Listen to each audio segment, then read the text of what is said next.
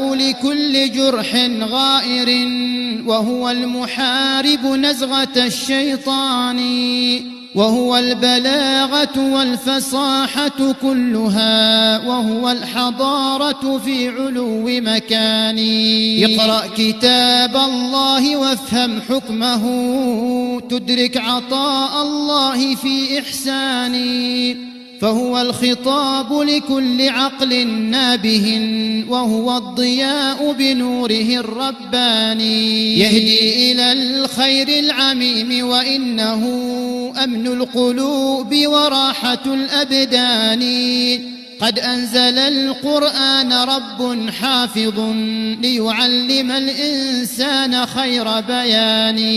اقرأ كما أمر الرسول تعلما، وانبذ طريق السهو والنسيان.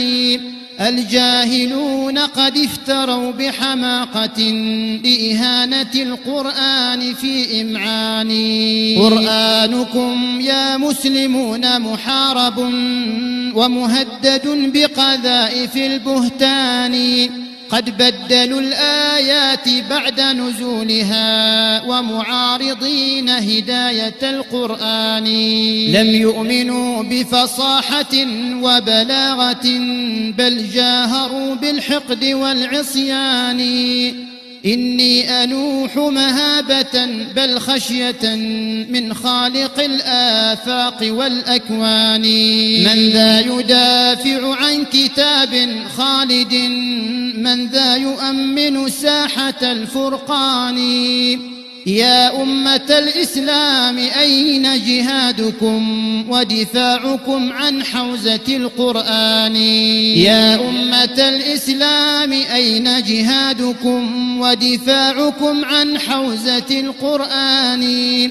فكتابكم جمع الهداية كلها، وكذا العلوم لسائر الأزمان. إني أحب المتقين بقوة، وأحب من يحمي حمى الرحمن.